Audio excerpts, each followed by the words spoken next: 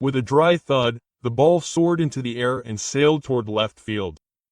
The ball hit at a speed of 100.2 miles per hour and traveled a long distance. After a brief pause, the stadium erupted into an explosion of cheers. The atmosphere of despair suddenly changed to one of hope, as if a lead had been taken in the darkness. The spectators became agitated and celebrated the moment with loud cheers. The players on the bench all jumped out at once, and the scene of Ohtani and Hoba passing each other as they ran toward the Car Award winner unfolded. It was not just a simple home run. It was a historic hit that saved the legend's final appearance from ending in defeat, and was delivered by a star who would carry the future. The Los Angeles Times, a leading American newspaper, ran the following headline in its front page the following morning: Samurai Ohtani's salvation hit. This hit was a symbol of the dramatic moments that baseball can produce, and a scene that should be etched in Kyushu. Everyone in the post-game press conference room was waiting for words about that historic hit. A crucial home run that saved the Car Award's final appearance for the 52nd game-winning third-string home run. The reporters were hoping to hear directly from Ohtani Shohei about his state of mind at that moment and his concentration at the plate.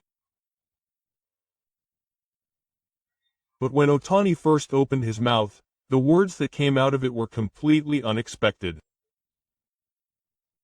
He began speaking in a calm voice without a smile. When I was a child, there was a time when I wanted to quit baseball. The audience went silent. He continued. When I was 15, I was influenced by bad friends and really started to go astray. I lost faith in my own talent, and for over half a year, I wanted to stop even holding a bat. There was a gasp from the press box at his sudden confession. ESPN didn't miss the moment and switched from the live broadcast to an emergency coverage. The announcer exclaimed that this was one of the most shocking confessions in Major League history. MLB Network also ran a breaking news caption, and the legendary former players couldn't hide their expressions. In a place where everyone was expecting to hear about a home run, he revealed his dark history. The atmosphere in the venue was tense, and not a single person could hear the sound of a pen. Ohtani's words carried such weight that it was as if time had stopped. It was the first time that a man who had been written about as a perfect star had actually suffered setbacks and struggles, and had risen from them. It was not just a press conference, but a moment when he witnessed another comeback in his life. Shohei Ohtani's words at the press conference were not the secret to his home run that everyone had expected. He suddenly began to talk about dark memories from his childhood. He quietly began to say that he had truly lost his way in life at that time. He said that there was a time when he had drifted away from baseball with bad friends and had even lost faith in his own talent. What helped him overcome that anguish was not baseball or glory, but a casual incident with his family. Ohtani, with tears in his eyes, revealed his memories of his father. There was a day when my father couldn't keep a promise. He had said he would take me to an amusement park, but I was too exhausted from work to go. I was so frustrated that I kicked the wooden fence in the garden. He choked up for a moment as he recalled that scene. But his father wasn't angry. He just said, "I'm sorry, I'll definitely go tomorrow. I'm really tired today." Quote. He quietly apologized. The landlord's voice trembled as he spoke of tears streaming from his father's eyes at that moment.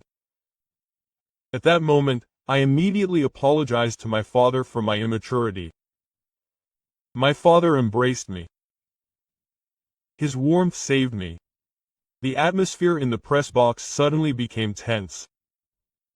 His words went beyond mere family memories, reflecting the very culture of apology and gratitude that Japanese people value.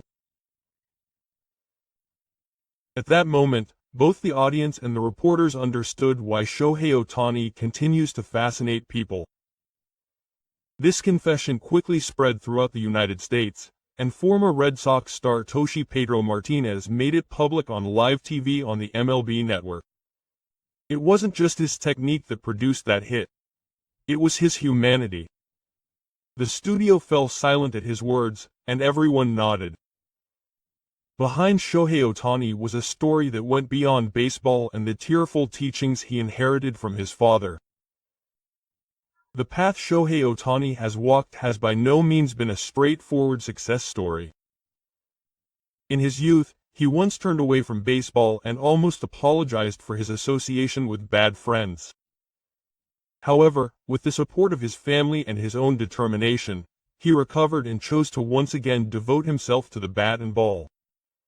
As a result, he surprised everyone by becoming someone who could throw over 150 kilometers per hour at just 15 years old.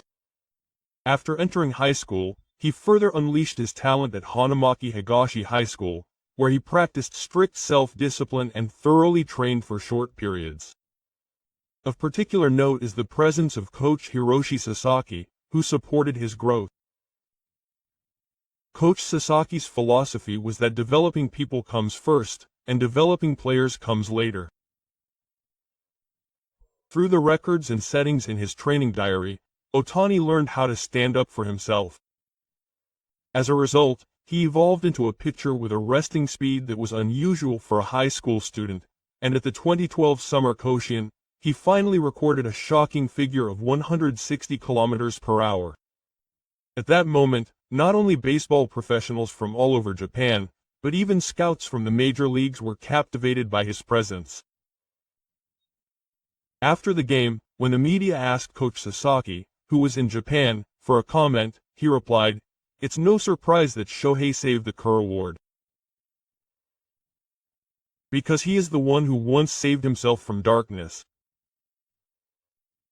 Those words struck a chord with many fans.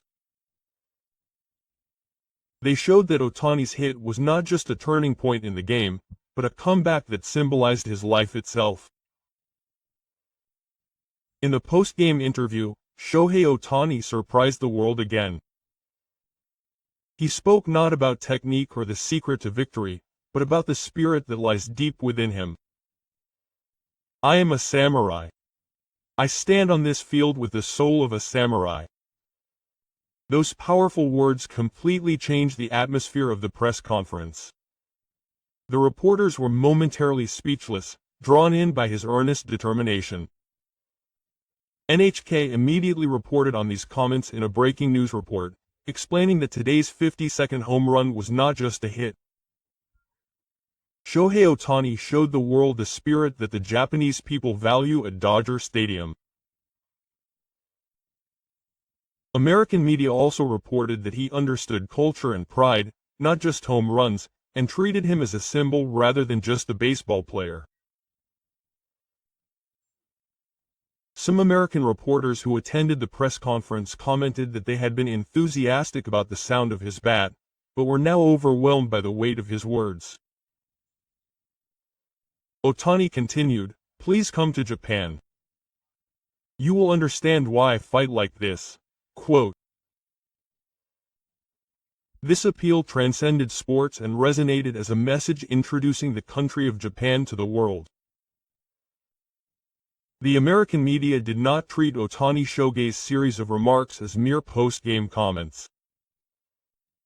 Hawks Sports ran the following headline, "Ohtani, he's not just a player. He could be a future politician." Quote, this expression also spread throughout the United States, emphasizing Ohtani's presence beyond baseball. Kendo Zenter, a professional baseball player specializing in MLB, made a shocking comment in the studio. He could be the Prime Minister of Japan someday. The commentators were somewhat surprised by his words that went beyond the flow of a baseball program, and there was even a brief silence. Meanwhile, Ohtani's influence was also a topic of conversation behind the scenes at the stadium. After the game, a reporter asked Freddie Freeman in the tunnel leading to the Dodgers clubhouse, "Were you surprised by his remarks?" Freeman smiled and nodded. I'm not surprised. Shohei would never do anything to hurt his face, either as a Japanese person or as a member of the Dodgers. Those words clearly demonstrated the trust placed in him by the veteran who had supported the major leagues for many years. Major American baseball players also gave Ohtani a lot of attention in their articles the following day.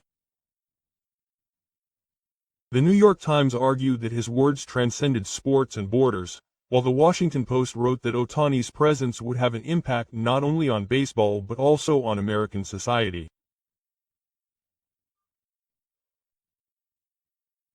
It was truly a consolation prize to see him positioned not only as a ninth-inning starter but also as a cultural leader and someone who could potentially lead the future.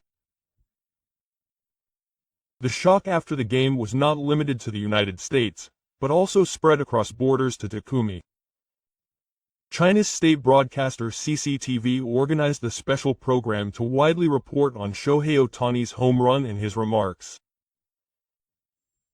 Sports experts who appeared on the program could not hide their surprise, saying that Ohtani was a legitimate talent, and praised him to Chinese viewers.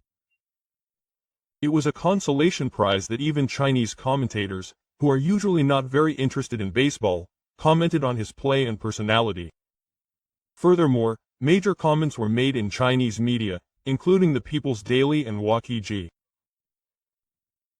Japan should be truly fortunate to have the talent of Shohei Ohtani. It is extremely comforting that such a statement came from the mouth of a top diplomat, and it shows how much of a shock Ohtani's presence has had on the international community.